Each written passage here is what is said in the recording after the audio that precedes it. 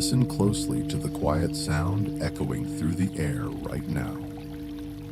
Feel that deep, resonant vibration floating into your room, gently pressing against the walls of your mind. If you are lying awake tonight, watching the glow of the digital clock shift from 2 to 3 in the morning, I want you to know something simple. You are not broken. You are simply exhausted. There is a very specific kind of weariness that does not come from physical labor. It comes from the continuous, relentless engine inside your head that refuses to turn off. It is the restless urge to have an answer for everything. Look at what your mind has been doing all day, and what it is still trying to do right now under these dark blankets. It is reviewing conversations from 3 days ago, sharpening arguments you wish you had made. It is opening up your financial worries, line by line, trying to calculate outcomes that haven't even happened yet. It is demanding to know why someone treated you the way they did, why a certain door closed in your career, or how you are going to solve the entire landscape of your future before the sun comes up. We live in a world that conditions us to believe that knowing is safety. We are taught from childhood that if we can just figure it out, if we can label every problem, file away every uncertainty, and prepare a brilliant solution for every question life throws at us, then, and only then, will we finally be allowed to rest. So your mind stays on duty. It acts like a midnight guard in a city where no enemy is coming, pacing back and forth, turning every thought over and over until your forehead feels tight. Your shoulders are hunched up toward your ears, and your chest feels bound by a heavy, invisible wire. Tonight, right here in this quiet space with me, we are going to do something radical. Tonight, you have permission to stop searching. You do not need to solve your life tonight. You do not need to fix your career, mend your broken relationships, or figure out who you are supposed to be tomorrow. The universe is entirely capable of spinning without your analytical mind holding it together for the next few hours. In the ancient tradition of Zen, and through the gentle mindfulness taught by ancestral masters, there is a profound medicine for this exact exhaustion. They call it don't know mind. It is not stupidity, and it is not giving up. It is the quiet, luminous relief of setting the heavy bag of answers down at the foot of your bed and admitting, right now, in this moment, I do not know, and I am completely safe in not knowing. Think of what happens when you unclench a fist that has been holding a heavy stone for hours.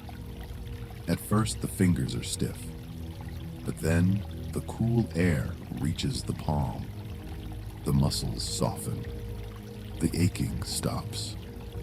That is what we are going to do together over the next hour. You do not need to memorize a single word I say.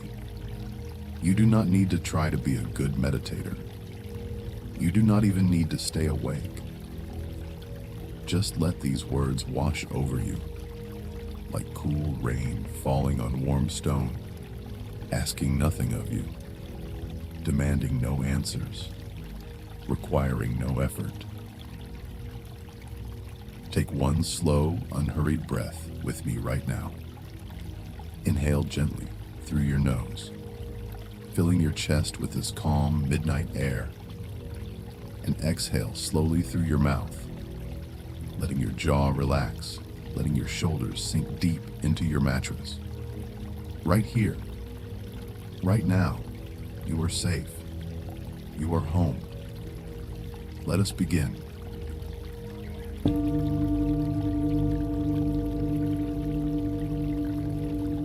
There is a line passed down through the Zen tradition for many centuries that sounds almost upside down when you first hear it.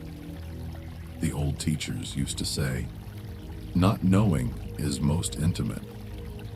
When you first hear those words while lying awake in the dark, they might confuse you. In our modern lives, we are conditioned to believe the exact opposite. We believe that knowing everything is what brings us close to life. We believe that if we can name every emotion, analyze every person in our office, and predict every financial curve, we will finally feel secure. But the ancient masters saw something vastly different. They noticed that the mind which insists on knowing is a mind held slightly apart from reality. It is a mind standing like a strict referee in the middle of a room, always measuring, always judging, always deciding if this moment is good or bad, right or wrong. It takes the living, breathing beauty of this present moment and turns it into a dead thought about the moment.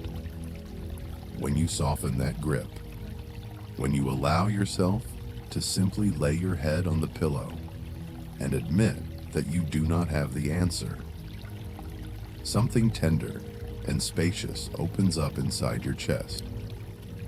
You come directly into contact with life as it actually is, not as your anxious thoughts have decided it must be.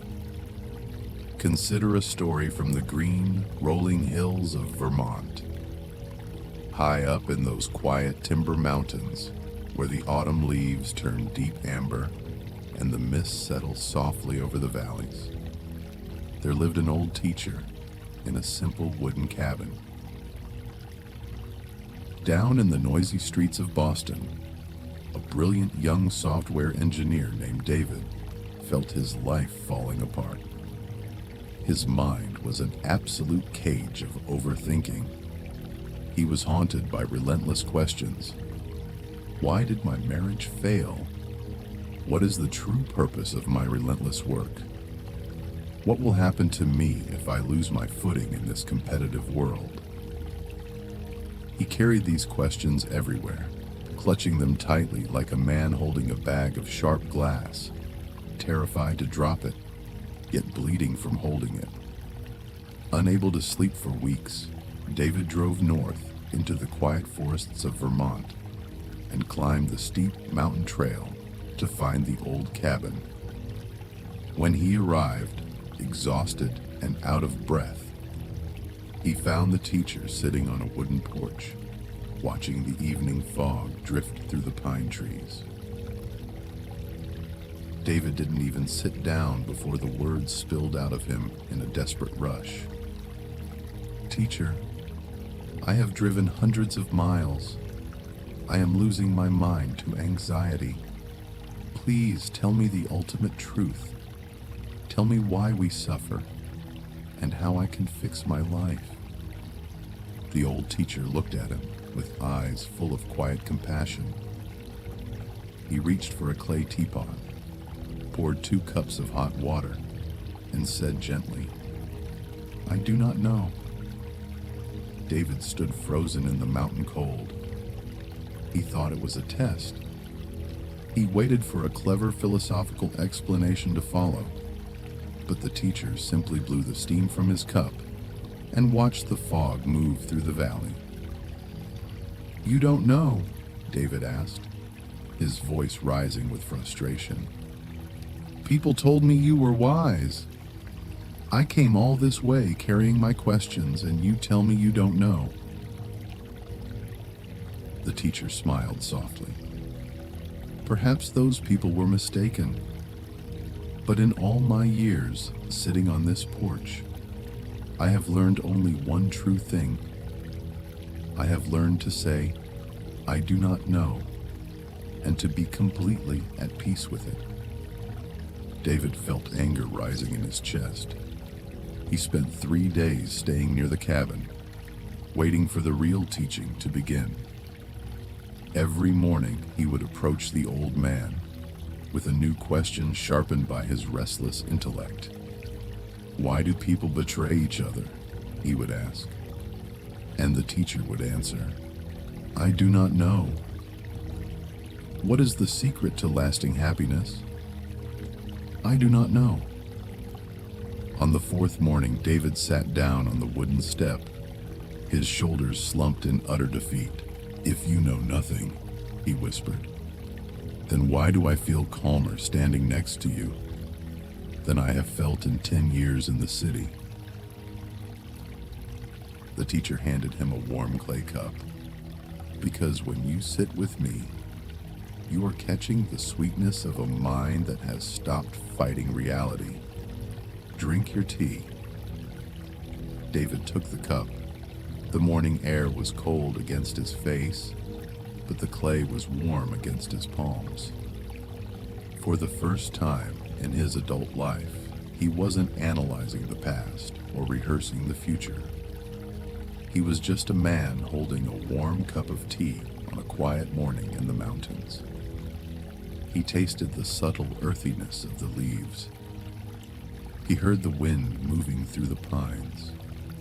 The wind wasn't asking him for a solution. The mountain wasn't asking him for a speech. He looked at the old teacher and smiled. "I think I am starting to understand." The teacher laughed softly. "Be careful, David.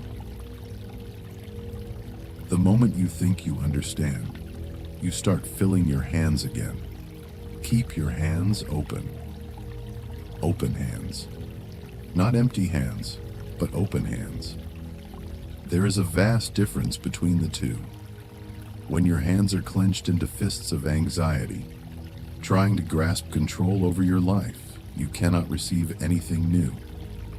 But when your hands are resting open on your lap, open to whatever this moment brings, you are truly free.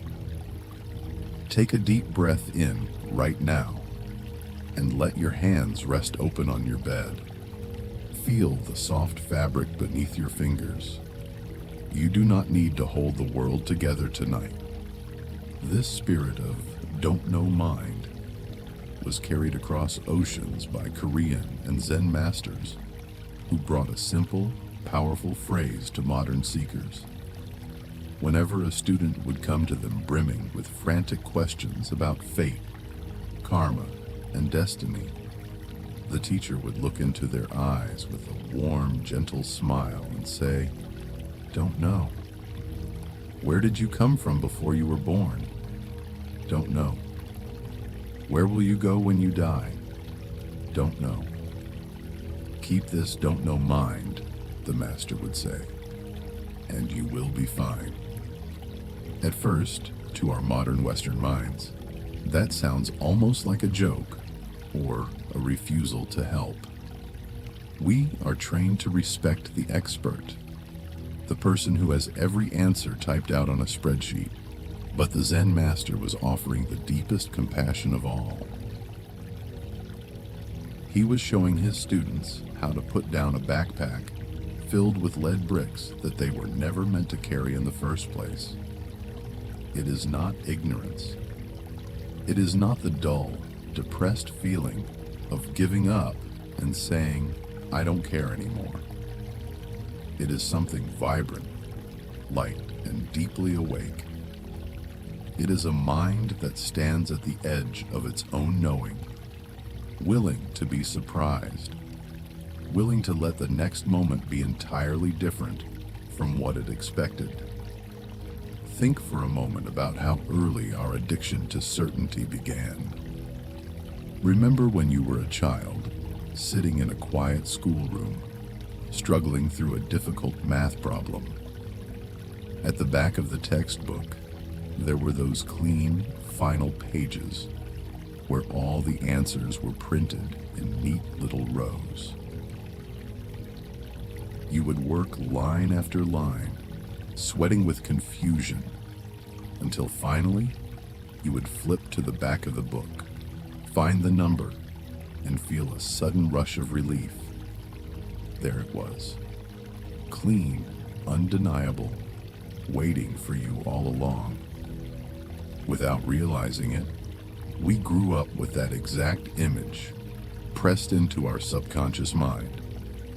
We began to believe that somewhere, in the back of the great textbook of life, there must be a printed answer key for everything. The correct answer for your career path, the exact formula for your relationships, the perfect solution for your anxiety. And we tell ourselves that if we are only clever enough, or work hard enough, or stay awake late enough overthinking, we will finally flip to the back of the book and read the answer. And so we lie awake at 2 a.m, flipping invisible pages in the dark, searching for an answer key that does not exist. Life does not come with answers printed in the back. The questions that keep you awake tonight, questions about love, about loss, about money, about health, about what tomorrow will bring, do not have an answer key tucked away in some secret office. When we flip to the back of life's book, we find the pages completely blank, and we suffer. Not because those blank pages are a tragedy, but because we keep insisting they should have been filled out for us in advance. To be here, sitting on the edge of a vast living universe without a final answer key in your hand, that is not a personal failure. That is simply the magnificent, sacred condition of being human. And the exact second you stop demanding that life give you a test score, a profound rest becomes available to you, right where you lie. The Buddha spoke directly to this habit of our minds. He described the human mind as an instrument that grasps. We even use this language in our everyday American English. We say, "I just can't seem to wrap my head around this problem." Notice that imagery, wrapping your head around it, as if understanding were a physical grip, a pair of hands trying to wrap around an object so tightly that it cannot move or escape. But some things in this universe are simply too vast to be held in a grip. You cannot wrap your arms around the Atlantic Ocean. You cannot grab a handful of the sky and lock it in a drawer. And the unfolding of your life is just like the ocean and the sky. It is far too alive, far too interconnected to be caught and contained inside your small daily thoughts. When you try anyway, when you squeeze your mind tight, trying to force life to fit inside your tiny daily expectations, you only exhaust your own nervous system. The grip itself becomes your suffering. Can you feel that grip in your body right now? It often shows up as a subtle tightness behind your eyes, a small clenching in your jaw, a shallow, constrained rhythm in your chest, a tightness in your stomach that makes it hard to take a full, deep breath. We have all spent nights like this, turning a problem over and over in our minds like a sharp stone, convinced that if we just think about it one more time, we will solve it. But the answer never comes. Only the tightness grows. And then, sometimes, something quiet shifts. You simply grow tired enough to give up. You drop your arms. You sigh deeply into your pillow, and you say, "I can't do this tonight." And in that exact instant of letting go, the tightness loosens. Your breathing deepens on its own. Your stomach relaxes. Nothing in your outer life has been solved yet, and yet everything feels lighter. Why? Because you stopped fighting reality. You allowed the question to just be a question. This brings us to a beautiful story from the rugged coast of Maine. Out on a narrow granite peninsula, where the dark, cold ocean meets the rocky shore, there stood a tall, white lighthouse. For 40 years, an old lighthouse keeper named Samuel had maintained the lantern, living in harmony with the tides and the fog. A young woman named Clara, who lived in a nearby coastal town, was drowning in anxiety. Her life felt like a chaotic storm of changing emotions. One day she would feel hopeful and light. The next day she would be plunged into dark, heavy dread about her future. She couldn't stand the uncertainty of her own mind, having heard of Samuel's deep, unshakable calm. Clara walked out to the lighthouse one stormy afternoon. She found the old man sitting on a wooden bench on the high cliffs, wearing a salt-stained coat, watching gray rain squalls move across the dark sea. "Samuel," she cried out over the sound of the crashing waves, "I need you to teach me how to stop these terrible feelings. Some mornings I wake up full of peace, but by evening I am terrified and restless. My mind jumps from one worry to another. How do you stay so still when the ocean around you is constantly thrashing?" Samuel looked at her with clear, weather-wrinkled eyes. He motioned for her to sit beside him on the damp wood. He didn't offer a complex sermon. He simply pointed out toward the horizon, where thick gray clouds were pouring rain over the ocean. "Clara," he said softly, his voice grounded like ancient granite, "it will pass." Clara frowned, unsatisfied. "No, you don't understand. I want to know how to keep the peaceful feelings forever. I want to know how to destroy the bad feelings so they never return." The old man turned back to the sea. He didn't argue. He just let the wind blow past them.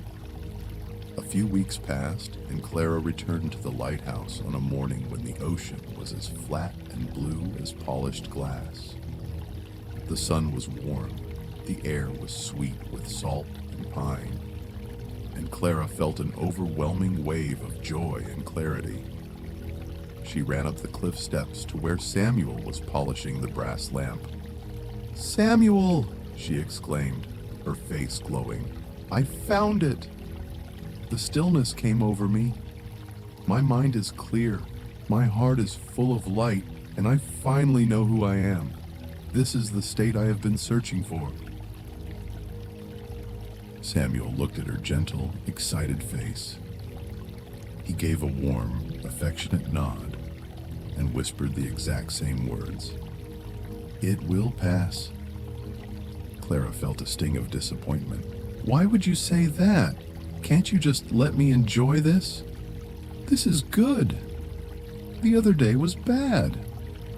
Samuel set down his polishing cloth and looked into her eyes with profound tenderness. "Clara, the bright sunny morning will pass, and the dark stormy afternoon will pass too. Your mistake is not that you have storms. Your mistake is that you are trying to nail the sunshine to the floorboards so it can never leave." He pointed down at the water crashing against the rocks far below. The sea does not grab at the sunny days and beg them to stay. And the sea does not fight the winter gales and demand that they leave. The sea simply allows itself to be the sea, holding room for the calm and the storm alike. Your peace is not found in a permanent good mood. Your peace is found in your willingness to let every wave come and go without grabbing it or pushing it away. As Clara stood on that cliff, feeling the cool ocean breeze on her skin, the truth of his words sank deep into her bones. The good days would pass. The hard days would pass. Her task was not to manage the weather of her soul, but to be like the vast ocean beneath it, wide, spacious, and untroubled by its own waves. This is one of the core teachings of the Buddha. Everything that arises also passes away. Impermanence is not a sad story. It is the ultimate promise of freedom. Think of how much of your daily exhaustion comes from trying to nail happy moments to the floor while desperately building walls against uncomfortable ones. When a pleasant feeling arrives, a quiet evening, a compliment at work, a brief moment of financial ease, we immediately grab it tightly. And inside that very grip, anxiety is born. We begin to fear its loss. How long will this last? What if tomorrow everything changes? And when a heavy feeling arrives, sadness, loneliness, uncertainty, we brace our muscles against it. We fight it, analyze it, and demand that it leave immediately.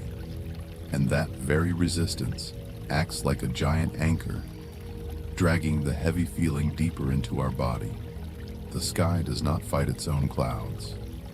A dark storm cloud moves through the atmosphere, dropping rain, flashing thunder, and then dispersing into blue sky.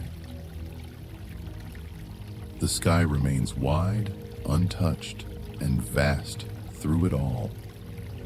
Tonight, you can choose to be the sky.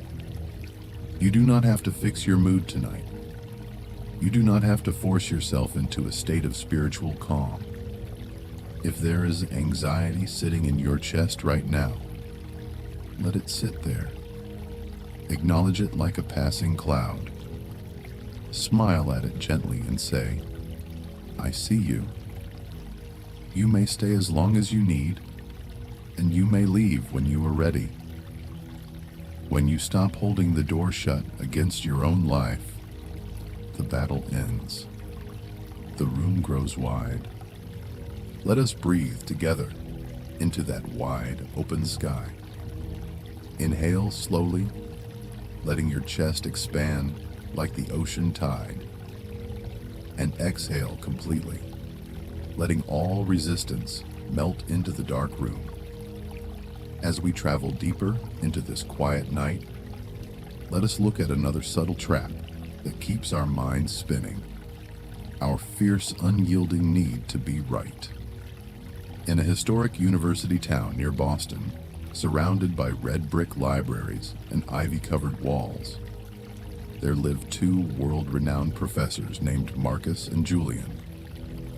Both men were exceptionally brilliant. Both had devoted 30 years of their lives to studying philosophy, ethics, and human nature. And both held completely opposite views on a fundamental doctrine of life. Whenever they met at academic gatherings, the air in the room would instantly grow cold and tense. Within minutes, they would be locked in ferocious debate. Their voices would rise, their faces would flush, and the other guests would back away in uncomfortable silence. They hated each other. But more than hating each other, they were addicted to each other.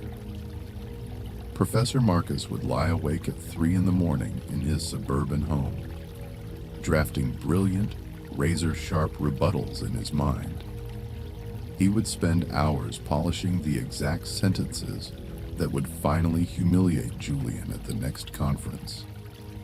Across town, Professor Julian was doing the exact same thing, walking through his dark living room, rehearsing sarcastic insults, sharpening his intellectual weapons to prove that Marcus was a fool. Their feud went on for decades. Their students took sides, splitting the department into hostile camps. Friendships were destroyed, dinner parties were ruined, and both men grew bitter, isolated, and chronically ill with high blood pressure and insomnia.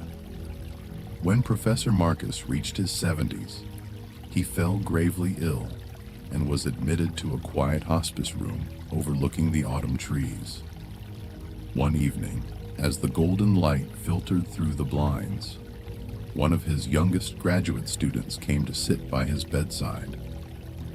The student expected to find his master surrounded by a sense of pride over his legendary career. Instead, he found an old man looking out the window with hollow, tear-filled eyes. "Professor," the student whispered gently, "you spent your whole life standing up for the truth. You defeated every argument Julian ever raised against you. Doesn't that bring you peace?" Marcus stayed quiet for a long time. A yellow leaf detached from a maple branch outside and floated silently to the grass below. "I won 1,000 arguments," the old professor said, his voice trembling like a dry reed. "And I cannot remember a single one that gave me an hour of genuine peace." He turned his pale face toward his student. "I spent 30 years building an intellectual prison out of my own opinions. I treated my rival as an enemy, when he was simply another tired old man looking at the world from a different window. I proved I was right, and it cost me my entire life." He closed his eyes. "If I could trade every victory I ever had for one single night of quiet, soft sleep with an open heart, I would do it in a second." Consider those words deeply tonight. How much energy have you spent today, or this week, or this year, defending your opinions? How many hours have you wasted replaying an argument with a family member, a coworker, or a stranger on the internet, sharpening the clever things you should have said? When we are locked in the desperate need to be right, we feel a hot, clenching heat in our chest. We call it standing up for principle. We call it defending the truth.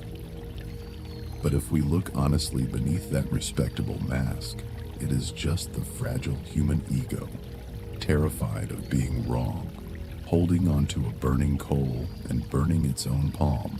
The Buddha once offered a wonderfully humorous insight about this. He said that people who are utterly obsessed with their own views and opinions wander around the world simply annoying everyone.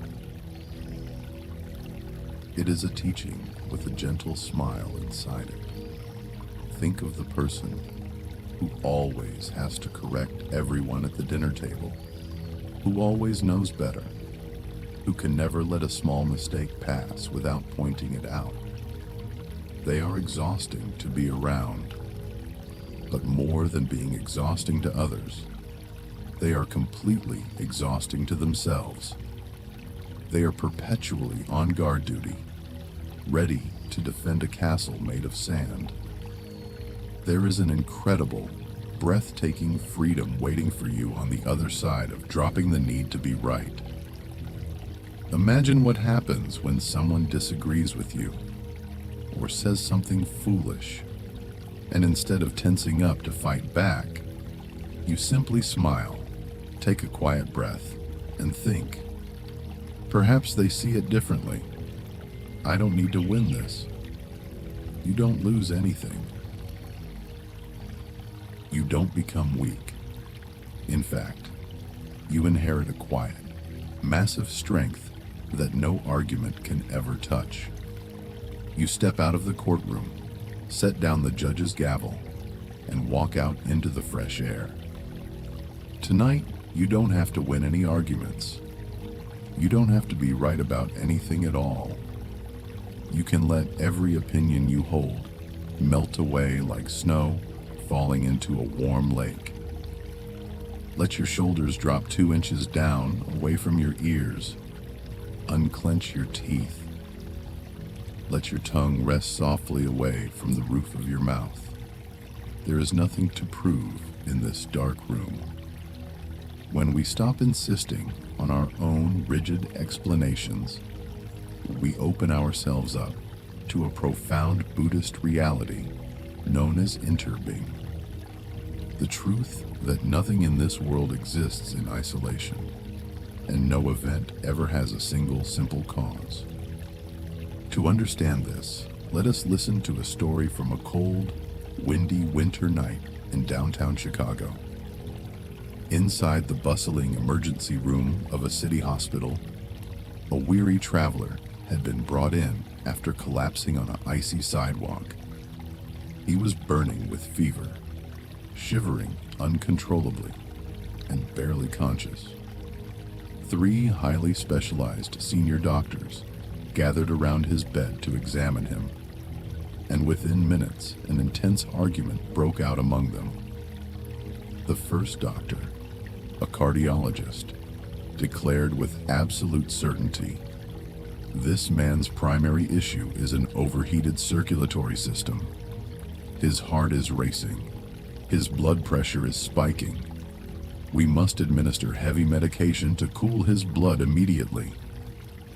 The second doctor, a pulmonologist, shook his head in anger. "You are completely wrong. Look at the weather outside. It is 10 degrees below zero. He was lying in a snowbank. He has severe hypothermia from the bitter cold wind. He needs immediate external heat, heavy wool blankets, and warm IV fluids." The third doctor, an internist, scoffed at both of them. "Neither of you is looking at his history. I spoke to the paramedics. This man has been working 3 jobs, sleeping 2 hours a night for a month, and eating nothing but processed salt. His collapse is purely a result of severe physical exhaustion and malnutrition. He needs total rest and nutritional support." Their voices rose in the small room, each physician citing medical journals, defending their prestigious reputations, while the poor patient lay between them, shivering and suffering as the debate raged on. Standing quietly in the corner of the room was an elderly nurse named Evelyn, who had worked in that hospital for 45 years. She had watched thousands of patients come through those doors. She walked over to the bed, gently adjusted the pillow beneath the traveler's head, and said in a calm, steady voice that cut through the doctor's argument, "Physicians, look at the man, not your textbooks. He is exhausted from his hard life, which made his body weak. Being weak, he was vulnerable to the bitter winter wind when he walked outside. And his body, fighting the cold wind while exhausted, generated a fierce internal fever to protect itself. He is not a puzzle with a single answer. All 3 of these threads have braided together to create the single knot we see before us. Why are you fighting over which thread is the only one, when the man needs you to untangle the whole rope?" The 3 doctors fell silent.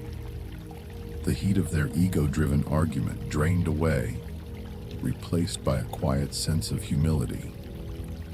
They realized that each of them had caught a single fragment of the truth and mistaken it for the entire landscape.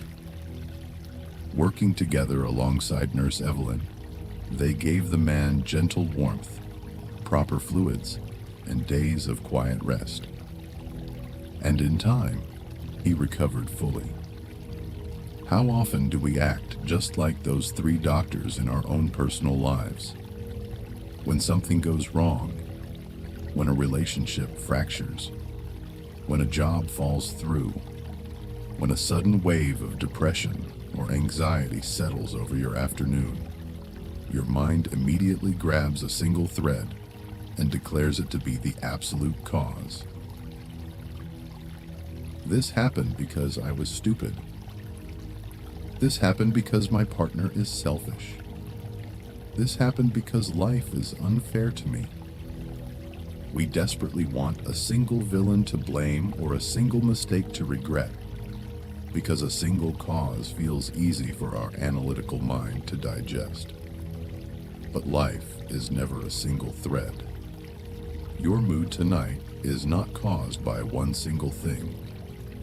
It is fed by 100 subtle, interconnected streams. Some of it is the physical weariness in your muscles from a long week. Some of it is the changing weather outside your window. Some of it is a quiet memory, triggered by a song you heard earlier today. Some of it is simple hunger, or dehydration, or the fact that you have been sitting under harsh artificial fluorescent lights, staring at glass screens for 8 hours straight. The Buddha reminded us that most of our emotional crises are fed by deeply ordinary physical streams. When a low, heavy mood settles over you, before you drag your entire soul into a courtroom and interrogate your life's purpose, why not start with the gentlest, simplest questions? Am I tired? Am I cold? Have I taken a deep, fresh breath of outdoor air today? Have I been gentle with my physical body? So much of what feels like a catastrophic crisis of the soul turns out, upon closer inspection, to be a tired physical body quietly begging for care. When you accept that life is a complex, beautiful web of causes beyond your ability to fully trace, you stop demanding simple explanations. You stop blaming yourself so harshly. You let the gray afternoon be a gray afternoon, knowing that when the conditions shift, the sky will clear on its own. This gentle release of blame leads us directly to one of the most healing principles taught by the Buddha, the parable of the two arrows. Imagine you are walking through a quiet forest, and suddenly, an arrow comes flying out of the trees and strikes you in the arm. It hurts, plainly and sharply. The physical pain is unmistakable. Now imagine that as you lie on the grass bleeding, you reach into your own quiver, pull out a second sharp arrow, and stab it directly into the exact same wound. That sounds absurd, doesn't it? No rational person would ever stab themselves with a second arrow, and yet the Buddha pointed out that this is precisely what almost every human being does every single day of their lives. The first arrow is the initial event that happens to you. It is the unexpected bill in the mail. It is the sharp word spoken by a tired friend. It is the physical pain in your lower back, or the sudden rainstorm that ruins your weekend plans. The first arrow is life simply being life, unpredictable, occasionally painful, and entirely unavoidable. The second arrow is everything your mind does with that event afterward. The second arrow is the story you build around the pain. It is the inner monologue that screams, "Why does this always happen to me? Who is to blame for this? I must be a failure. My whole month is ruined." The first arrow causes a small temporary wound. The second arrow, the arrow of judgment, blame, and catastrophic overthinking, turns that small scratch into a deep, infected injury that bleeds for months. And the crucial truth you must realize tonight is this: the first arrow is often shot by the world, but the second arrow is entirely held in your own hand, and you have the absolute power to put it down. Consider a story from a small timber town in the dense forests of Oregon. In a small wooden house at the edge of the woods lived a quiet, solitary man named Gideon. He spoke very little, never attended town gatherings, and walked the long way around to avoid the busy local markets. He tended a small garden behind his house and kept entirely to himself. The townspeople, having very little real information about Gideon, did what human minds so naturally do. They built a heavy story about him. He is arrogant, they whispered over their morning coffee.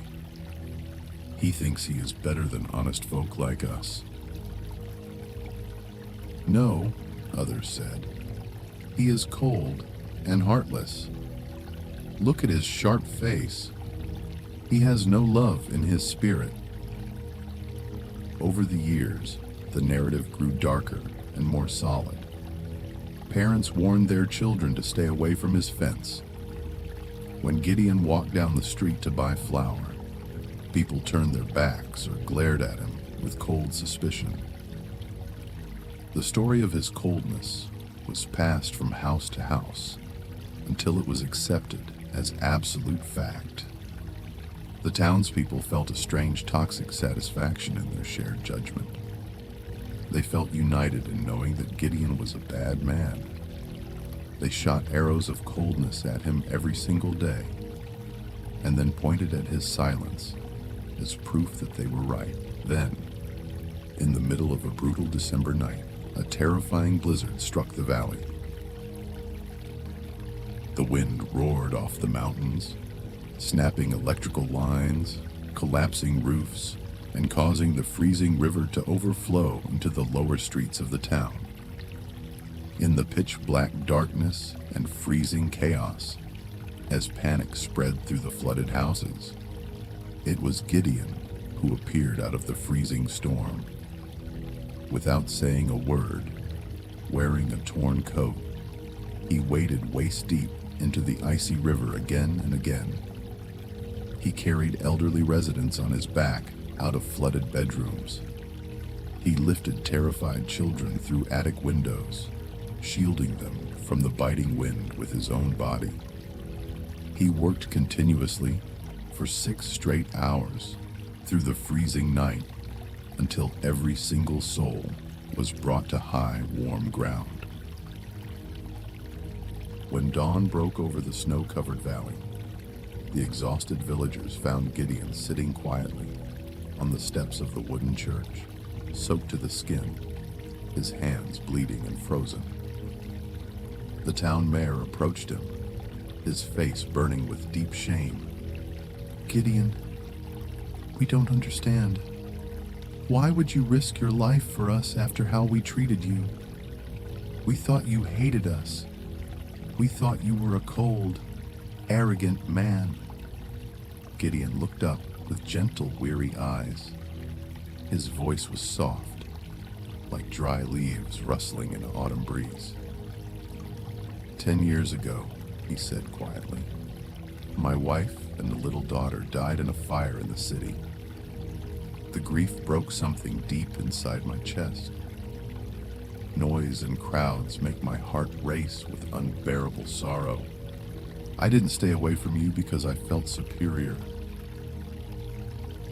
I stayed away because my heart was sore, and I was trying to survive my own silence.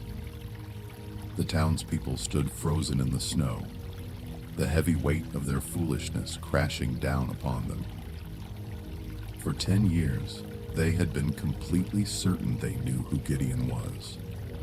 And for 10 years, they had known nothing at all. They had constructed a monster out of a few scraps of silence, completely blind to the deep, tender ocean of quiet grief that he was carrying every single day. How often do you shoot these second arrows at the people in your life? How easily do you take a brief silence, a late text message, a sharp tone of voice from a coworker, and construct an entire villainous narrative about them in your head? You decide they are selfish, or ungrateful, or cold. You file them away in a neat drawer marked disappointment, completely blind to the secret burdens The quiet fears, the sleepless nights, and the hidden heartbreaks they might be carrying beneath their surface. And even more importantly, how often do you shoot these second arrows at yourself? When you make a mistake, when a business idea fails, when you stumble in your personal growth, how fast does your inner judge wake up? You stand over your own tired soul and scream, "You should have known better. What is wrong with you? You always ruin everything." You would never speak to a struggling friend in the cruel, venomous tone you use on yourself in the dark hours of the night. If a friend came to you, bruised and weeping after a mistake, you would wrap your arms around them. You would remind them of how tired they were. You would offer them gentle understanding that allows them to stand up again. Yet to yourself, you offer a whip. You have somehow convinced yourself that you, alone out of all the billions of human beings on this earth, do not deserve gentleness. Tonight, it is time to drop the second arrow. Whatever stumble you made this week, whatever choice you regret, look at it with the quiet mercy of Nurse Evelyn or the deep silence of Gideon. You acted from a complex web of fatigue, fear, limited understanding, and old wounds that you did not choose. You were doing the best you could inside a situation that was heavier than you realized. Acknowledge the first pain, the stumble, the mistake, and let it be just what it is. A temporary, human event. Do not drive a second arrow of self-hatred into your own heart. Put the bow down. The trial is over. The courtroom is closed. Let us breathe out that heavy judgment together right now. Inhale deep, filling your lungs with pure, non-judgmental space. And exhale softly, dropping the second arrow out of your hands forever. Now, listen to another truth about setting down heavy loads, brought to us from a quiet riverbank in the lush rainforests of the Pacific Northwest.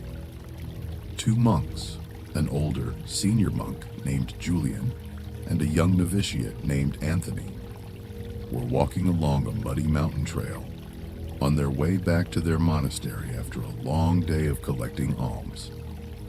The spring rains had been heavy, and when they reached a narrow river crossing, they found that the small log bridge had been completely swept away by rushing brown water. Standing at the edge of the roaring river was a young woman wearing an elegant, expensive silk dress. She was weeping softly, terrified to cross the deep, churning water alone, as it would destroy her beautiful clothing and potentially drag her downstream. Now, these two monks belonged to a strict order that had taken ancient vows never to touch a woman under any circumstances. The young monk, Anthony, immediately lowered his eyes, stiffened his body, and walked past her, trying hard to pretend she didn't exist. He felt a wave of strict religious righteousness wash over him. But the senior monk, Julian, didn't hesitate for a single second. He walked up to the weeping woman, picked her up gently in his arms, carried her safely across the roaring, waist-deep current, set her down gently on the dry grass on the other side, and gave her a warm, silent bow. The young woman dried her tears, thanked him deeply, and went her way. The two monks continued their journey along the forest path toward the monastery. But young Anthony was in a state of absolute internal turmoil. His mind was screaming. 1 hour passed, then 2 hours, then 3 hours. Anthony was walking beside his elder, but he wasn't in the forest at all. He was marching through a blazing hellscape of mental judgment. How could he do that? Anthony thought, his fists clenched tight inside his robes. He broke his holy vows. He touched a woman. He carried her in his arms. He is a hypocrite.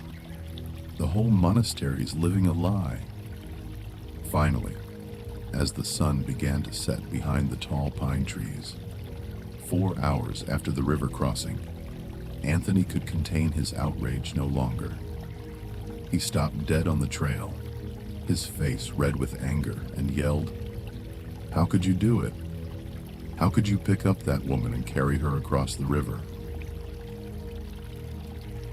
You know our vows prohibit touching a female. You violated the sacred rules." The senior monk stopped, turned around slowly, and looked at the furious young man with eyes as clear and calm as a mountain spring.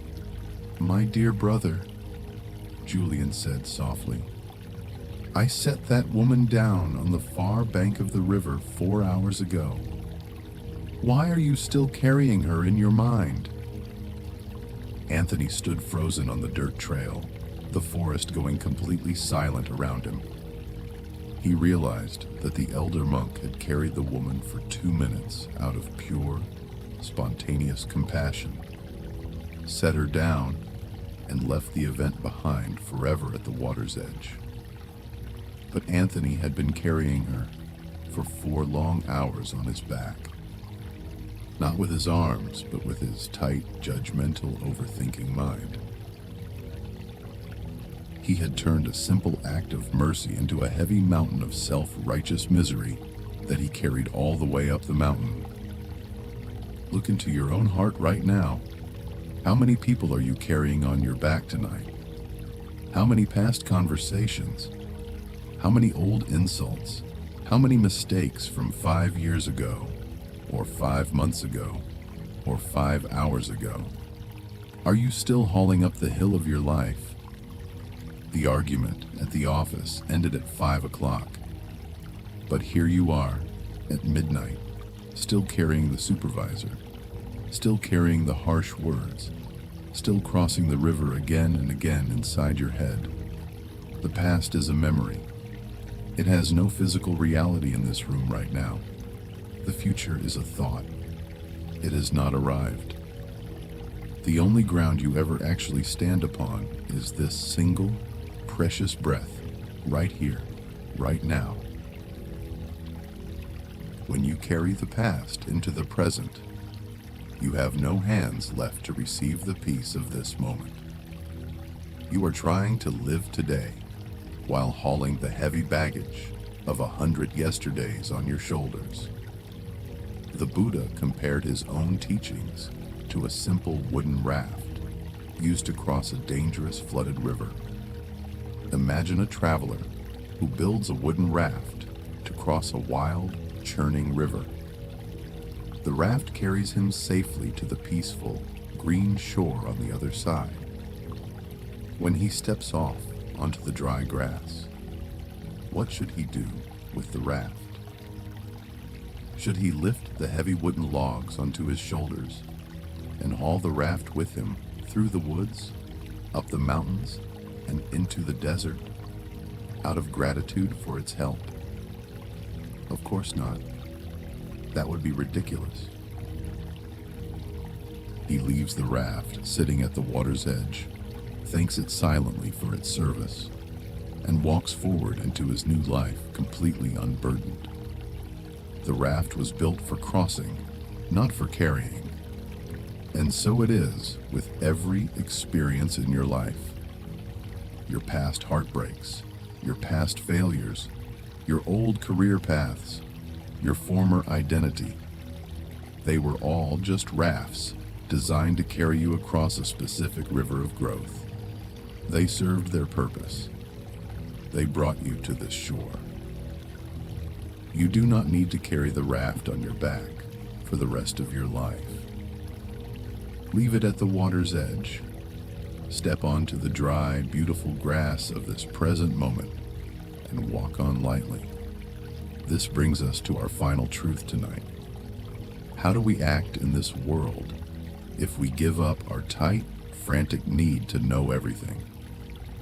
Where does good, wise action come from?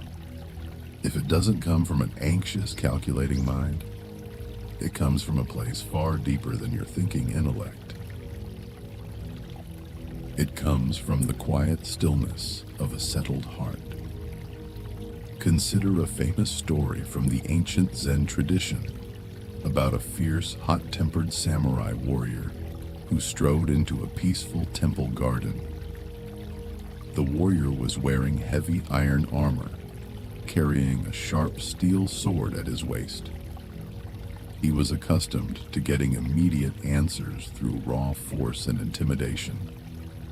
He walked up to an old monk who was quietly sweeping pine needles off a stone path and barked in a thunderous, impatient voice. "Monk, they say you understand the secrets of the universe. Teach me right now. What is the difference between heaven and hell? Speak quickly, or feel my steel." The old monk slowly stopped sweeping. He looked up at the towering samurai, looked at his sharp sword, and then let out a cruel, mocking laugh. "Teach you?" the monk scoffed, waving his hand in disgust. "Look at you. You are a rough, ugly, filthy brute. Your armor is rusted, your breath smells of cheap wine, and your mind is foolish. Why would a wise man like me waste a single grain of truth on a clumsy idiot like you?"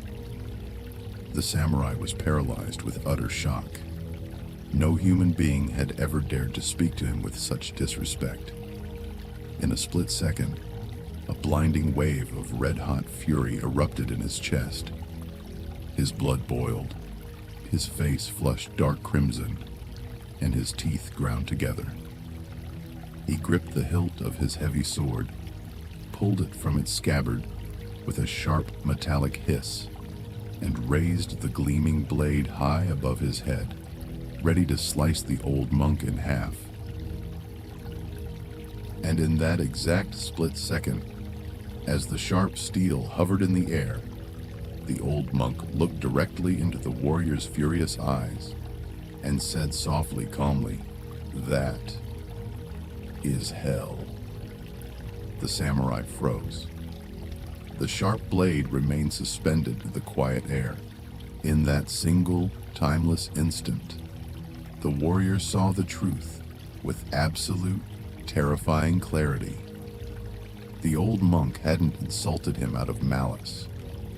He had opened up a mirror inside the warrior's own heart. He had shown him the blind, burning, contracted fury that seizes a man's soul when his ego is threatened. The narrow, burning misery of a mind consumed by anger. That tight, violent heat in his chest. That was hell. He was carrying it inside his own skin. Slowly, the warrior dropped his sword. The blade clattered onto the stone path. The blind rage melted out of his body, replaced by an overwhelming wave of deep understanding, humility, and immense gratitude. He realized the old monk had risked his very life to teach him a truth that books could never explain. The warrior fell to his knees on the pine needles, bowed his head to the dirt, and wept softly. The old monk looked down at the kneeling samurai, smiled with profound, gentle warmth, and said softly, "And that is heaven." In the space of 3 quiet breaths, the warrior had tasted both worlds. The hell of the agitated, reactive, defensive mind that sees enemies everywhere and lashes out to protect its fragile pride. And the heaven of the settled, open, spacious heart that drops its weapons, bows in gratitude, and rests in peace with reality. Notice that the outer world didn't change at all. The garden was the same. The pine needles were the same. The sword on the ground was the same. The difference between hell and heaven was entirely determined by the state of the heart from which the warrior met the moment.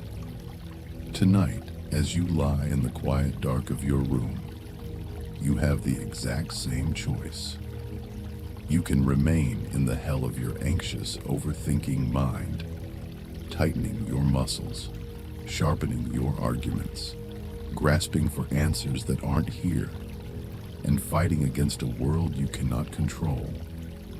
Or you can step into the heaven of a settled, open heart, setting down your sword of judgment, dropping your heavy bag of questions, and trusting the quiet spaciousness of this present moment.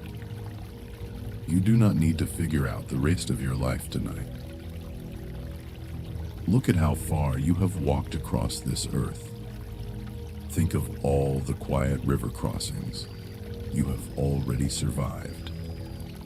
Think of all the storms you were absolutely certain would destroy you, and notice how every single one of them passed away, leaving you standing here, breathing, alive, and held by the earth beneath your bed. The same deep, mysterious intelligence that turns the green leaves in Vermont, that moves the ocean tides along the Maine coast, and that keeps your heart beating in your chest while you sleep, is holding your life right now. It does not need your daily anxiety to help it run the universe. You can safely go off duty. There is a small, quiet story about a traveler who reached the wide bank of a churning river at sunset. He sat on the damp grass, crying out in frustration because he couldn't find a boat to carry him across to the far shore, where he was certain his true home and peace waited. An old woman sitting nearby looked at him with a gentle smile and whispered, "My dear friend, why are you crying to reach the other side? Look down at the grass beneath your knees. The air is sweet. The ground is solid. You are already on the side you were looking for. You are already home. The peace you have been chasing through endless nights of overthinking was never waiting for you on the far shore of some future answer. It has been sitting right here beneath you all along, hidden under the noise of your own frantic searching. The moment you stop demanding an answer, the searching ends. The river vanishes. You arrive. So let your body become heavy now. Let your head sink 3 inches deeper into your soft pillow. Let the tight muscles around your eyes melt completely flat. Let your forehead become smooth, like the surface of a quiet mountain lake on a windless night. Let your jaw drop slightly open. Let your shoulders melt down into the mattress, as if you were sinking into warm, soft sand on a quiet beach. Feel your breath moving in and out on its own. Slow, easy, effortless. Inhaling quiet peace. Exhaling all answers. Inhaling pure presence. Exhaling all yesterday. You have nowhere to go. You have nothing to solve. You are completely safe. You are deeply loved. You are at peace. Sleep well, my dear friend. Rest in the quiet beauty of not knowing.